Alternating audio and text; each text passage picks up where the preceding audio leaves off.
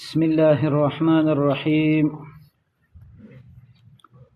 وعن أنس بن مالك رضي الله تعالى عنه قال فرمي جاء أعرابي فبال في طائفة من المسجد فزجره الناس. په دې باب کې نن حدیث د انس بن مالک راوړي چې دا به تعلق لري د ځمکې د پاکوالي سره. مخکې حدیث کې د اوبو د پاکوالي مسله ذکر شوله، نو دلته به د ځمکې د پاکوالي مسله ذکر کیږي. لکه وروسته به انشاءالله د لمانځه په شرطونو کې دا خبر هم ذکر شي چې د لمانځه دپاره څه شرطونه دي. نو په هغې کې یو شرط دا دی چې 8 شرطونه علما ښیي. یو شرط پکې پاکوالی د ځمکې دی او د هغه ځای دی به کوم ځای باندې سړی ودرېږي، که هغه فرش وي که هغه ځمکه وي، نو دا به پاک وي. طهارت المکان ورته وایي. نو کله چې یوه ځمکه ګنده شي نو هغه به په څه باندې پاکېږي، نو دلته به د هغې بیان وشي. دا ښکلې مسله ده. انس فرمایي وي جا راغی اعرابي یو بانډچي. اعرابي ویلی کېږي چاته؟ یعنې چې په اطرافو کې اوسېږي. اطرافي څوک کوچی ورته وایي، کوچی راغی یا اطرافي راغی یا بانډچي راغی. پېښور خلک ورته بانډچي وایي. په بادیه او په عرب یعنې په اطرافونو کې چې اوسېږي د ښار نه لرې وي. دا یو کس راغی مدینې منورې ته فبال فی طائفة المسجد. نو د بول شروع کله بچا کې په یوه حصه د مسجد کې، مثلا دا مسجد دی په هغو طرف کې کینې بول شروع کې متیازې. فزجره الناس، نو خلکو منع کړو چې مه کوه، مسجد دی. فنهاهم رسول الله صلی الله علیه وسلم، نبی علیه الصلاة والسلام را ولګېدلو، صحابه یې منع کړل چې مه یې کوئ، پرېږدئ اوس. فلما قضا بوله، هر کله چې بول پوره کړل یعنې د امتیاز یې وکړل، امر النبي، امر وکړو نبی علیه الصلاة والسلام بذنوب، په یوې ډولچې سره، من ماین د اوبو نه، یعنې چې دا راوړئ تاسو، یعنې هغه راوړلی شولې. فحریق علیه، نو په هغې باندې واړولی شو. په هغې باندې څه شولې؟ په هغې باندې واړولی شو. اوله مسله د حدیث نه دا ثابته شوله، کله چې یوه ځمکه ګنده شي، مرداره شوله په بولو باندې یا په بل څیز باندې، نو هغه به څنګه پاکېږي؟ اوبه به پې باندې ور واړولی شي. هغه اوبه چې په هغې ځای کې ننوتلې وچې شولې، بس دغه ځمکه ورسره پاکه شوله. دا یوه طریقه د ځمکې د پاکېدلو ده. دویمه طریقه په نورو احادیثو کې د ځمکې د پاکېدلو دا راغلې ده، کله چې یوه ځمکه باندې بول شوي وي، نو د هغې پاکوالی دا دی چې هغه ځمکه وچه شي په لمر باندې یا په هواګانو سره، نو دا ځمکه پاکه شوله. دا انشاءالله په ډېرو ځایونو کې انسان ته بیا فایده ورکوي. په ډېرو ځایونو کې کله کله سړی صحرا ته لاړ شي، یا کله کله سړی په مسافرت باندې لاړ شي، په یو ځای کې موټر ودرېږي وي چې لمنځونه کوو، نو بعضې خلک بیا څه کوي؟ یا ورسره څادر نه وي یا ځمکه باندې دا فکر کوي دا ځمکه به ګنده وي. نو دلته مسله واضحه شوله چې دا ځمکه اگر که بول پې باندې شوي هم دي، ځکه لمرونه وهلې ده او دارنګه هواګانو وهلې ده، نو په هغې باندې سړی لمونځ کولی شي. دا ښکلې مسله ثابته شوله. نو په 2 طریقو باندې ځمکه پاکېدلی شي. دا مسله ثابته شوله. بله مسله دا ثابته شوله چې څوک په عرابو کې یعنې په بانډو کې اوسېږي، په اطراف کې اوسېږي، نو په دې خلکو کې جهل زیات وي. د دې حدیث نه معلومه دا شوله جهل پکې څه وي؟ جهل پکې زیات وي، ځکه هغوی د تعلیم نه، د تعلم او د تعلیم نه څه وي؟ لرې پاتې شوي وي. په هغې ځایونو کې داسې مربي څوک نه وي چې د خلک تربیه کړي. تاسو وګورئ په اطراف ته سړی لاړ شي، په دې خلکو کې ناپوهي ډېره ده، جهل او دارنګه هغه مولیان هم دغسې ناپوهه خلک دي. موږ چې کله کله لاړ شو د بعضې مولیانو د خبرې واورو، یعنې د هغې واعظ نصیحت په مړي باندې په ادیره کې، نو سړی فکر وکړي چې ده به څه ویلي که به نه ویلي. حدیث هم غلط وایي، الفاظ معنا هم غلط او مسائل هم غلط بیانوي، هېڅ نه دي خبره زنان.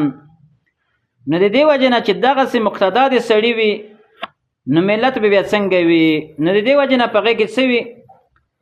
په دغسې اطرافونو کې جهل او ناپوهي دا زیاته وي. دا بله مسله ثابته شوله. بله مسله دا ده چې ګوره د خلکو منع کړو چې مه کوه دلته متیازې.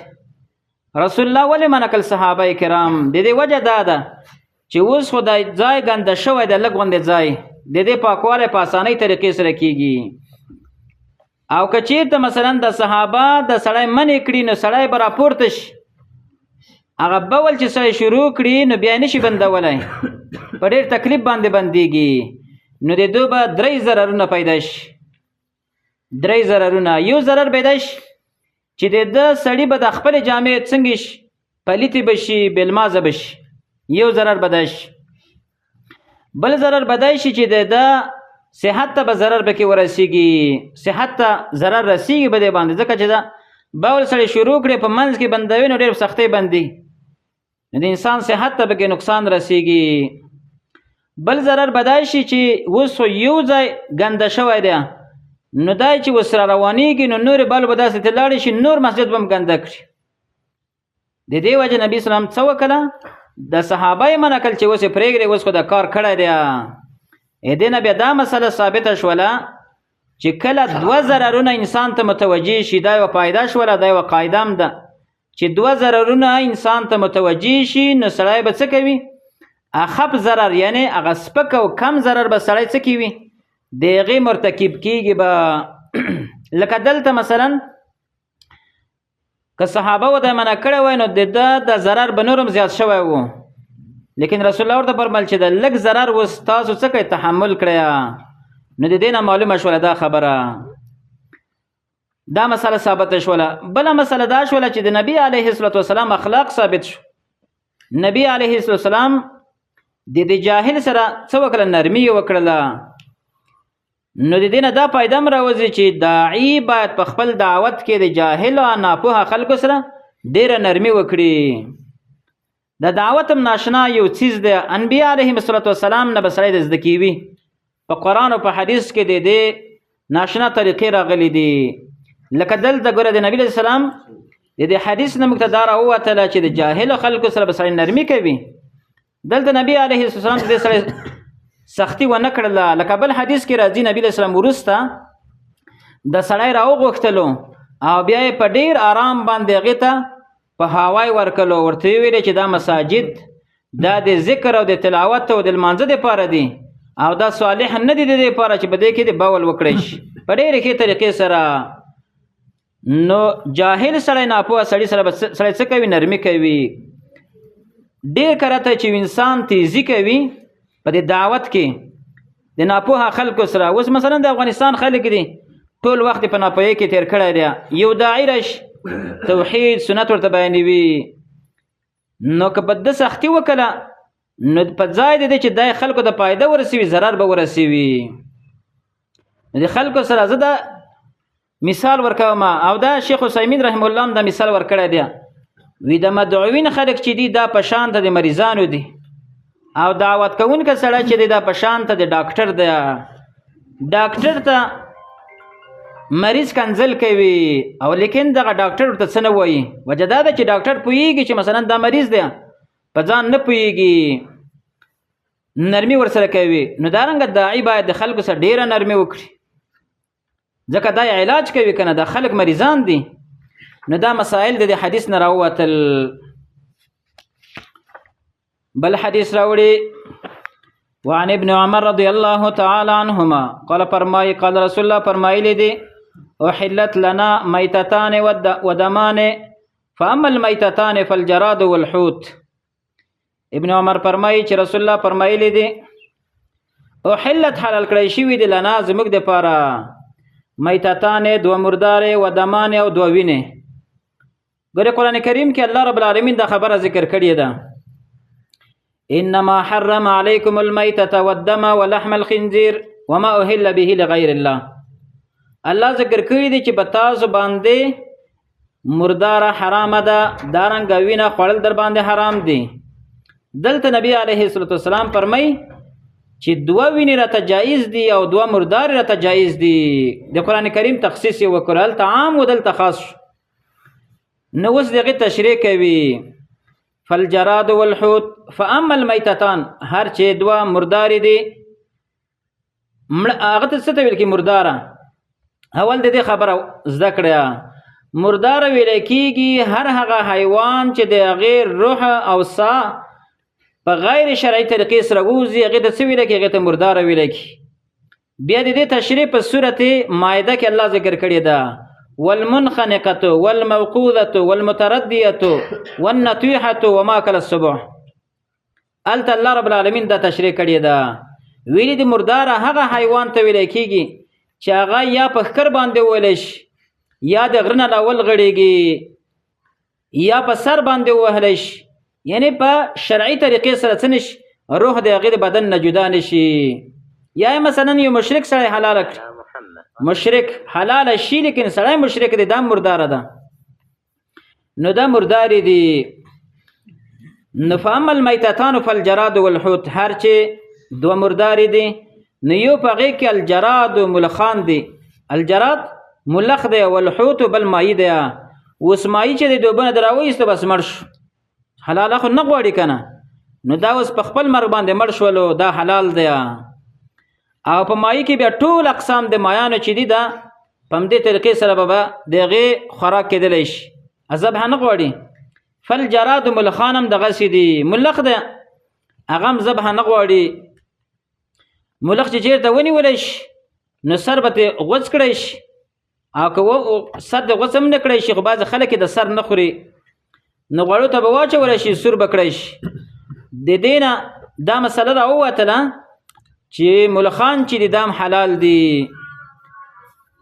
نو اما الدمان هر چې هغه دوه وینې دي فالکبد والطحال، یو په هغې کې جګر دی، والطحال بل توری دی. پکې په مال کې دوه شیونه دي، یو چې دا د وینې نه جوړ دي، یو پکې جګر دی، پښتو کې ورته ینه وایي، جګر پارسي کې ورته وایي، پښتانه یې دا لفظ استعمالوي. جګر دا هم وینه ده. طحال کبد ورته وایي، طحال چې دی دا په پښتو کې ورته توری وایي، پارسي کې ولانم چې څه ورته وایي؟ تیلی ورته وایي. نو دا دواړه چې دي دا د وینې نه جوړ دي. نو نبي سلام وویل چې مثلا دغه دوه وینې موږ دپاره جایز شوي دي. نو دا دوه وینې جایز شولې، دوه مردارې جایز شولې. د دې حدیث نه فایده څه راوتله؟ اوله فایده د حدیث نه دا راوتله چې ملخان دا څه دي؟ دا حلال دي. په بل حدیث کې راځي موږ په غزوه کې و صحابي فرمایي نو موږ په هغې غزوه کې ملخان خوړله. نو ملخ سړی خوړلی شي، دا حلال دی. دې سره بله مسله دا ده چې کله کله یو څیز حلال وي لیکن د انسان طبیعت ته نه کېږي، نو هغې ته به مردار نه وایي بلکې هغې ته به وایي چې دا شی حلال دی. لکه د هغې مثال په حدیث کې راغلی دی، ضب ورته وایي په حدیثو کې، او په پښتو کې ورته خادمۍ وایي. یو قسم ته د ځمکې یو حیوان ورته وایه، د چرمخکیو په شان ته، دلته د چرمخکۍ چې ګرځي د دې په شان ته شکل لري، دا په دشتو صحراونو کې وي. نو دا ضب دی، په عربۍ کې ضب ورته وایي. دا یو ځل پوخ شوی رسول الله صلی الله علیه وسلم ته مخکې کړی شولو، نو رسول الله وفرمایل چې دا صحابه ته وړاندې کړي، زه نه خورم. نو صحابه هم لاس نیولې شول، هغوی به وایي چې دا اوس رسول الله صلی الله علیه وسلم نه خوري، نو دا به حرام وي. نو نبي علیه السلام ورته وفرمایل چې تاسو وخورئ، دا زموږ په قوم کې نه وو، یعنی زموږ قوم دې شي خوراک نه کولو، مدینې خلکو کولو، او ډېر فایدې لري هغه. نو نبي علیه السلام ورته وفرمایل چې زه نه خورم په دې وجه چې زموږ خلکو نه خوړلو، زه ورسره عادت ته نه یم، نو تاسې وخوره. د دې حدیث نه دا معلومه شوله چې کله کله به یو شی حلال وي لیکن هغو ته به موږ حلال وایو اگر که موږ نشو خوړلی. د هغې مثال به څه پیش کړو؟ د هغې مثال به آس پیش کړو. آسم داسې یو څیز دی چې د خره سره ډېر مشابهت لري، غوږونه او څرمن یې دا شان د خره سره مشابه دي. اوس زموږ قوم کې په افغانانو کې خر څوک نه خوري، ویاس هغه زبرا خر چې دی هغه هم څوک نه خوري، هغه زبرا صحرایي خر چې ورته وایي نو هغه هم څوک نه خوري. که دلته چاره وسله موږ ته حلال کړلو نو شاید زموږ تستونې دا خبره خوراک تیر نشي. وجه دا چې زموږ خلک دا نه خوري، خو لیکن حلال به ورته وایو. دا آسان چې دی دا د ترکو خلکو ډېر خوړل پخوا، اوس نه یم خبر چې اوس به خوري که نه خوري. کو سیرت کې دا خبره راغلې ده. ابن خلدون په خپل کتاب کې دا خبره ذکر کړې چې د ترکو خلک چې دا د آس غوښه ډېره خوري او عرب چې دغه د اوښ غوښه ډېره خوري. او زموږ افغانان خو بیا د غوا او د ګډې او د بزې د دې شانه غوښه ډېره خوري، نغوی خوري. نو دارنګه سوی به راواخلو، سوی هغه هم زموږ خلک نه خوري، حلال دی. نو که چېرته دا پوخ کړی شي نو ډېر خلک به هغه ونه خوري. موږ خپله یو ځل پېښور کې ما د تره زوی ساتلی وو، نو بیا موږ ورته ویل چې دا حلال دی، موږ حلال کړو، پوخ یې که کور کې پوخ کړو، لیکن نور چا نه خوړلو. زه هغه ورته کېناستلو، موږ په خپله هم نه تېرېدلو، نه شوم خوړلی. نو ډېر کله ته به شی حلال وي خو سړی نشي خوړلی. نو د جرادو مطلب دا دی چې جراد به حلال بولو که اگر که موږ یې نشو خوړلی. او بل پکې ماهي دی، ماهي خو ټولو خلکو ته معلوم دی. او کبد حال هم دغسې. نو په دې کې دا مسایل ثابت شوله. بله مسله د دې باب سره مناسبت دا دی چې کله په اوبو کې هغه وغورځېږي، ملخ وغورځېږي، نو دغه اوبه به په د ملخ په غورځېدو سره نه پلیتېږي. اصلي مطلب د دې حدیث په دې باب کې چې راوړی دا مناسبت یې دی. د دې په حکم کې بیا دام داخلېږي که چېرته مثلا ماشي پکې وغورځېدله یا مثلا د ماشي په شان ته نور دغسې حشرات په دې اوبو کې وغورځېدل، نو دا اوبه به نه پلیتېږي، په هغې باندې به موږ تاسو اودس کوو. دا مسله ثابته شوله. وبالله تعالی التوفیق.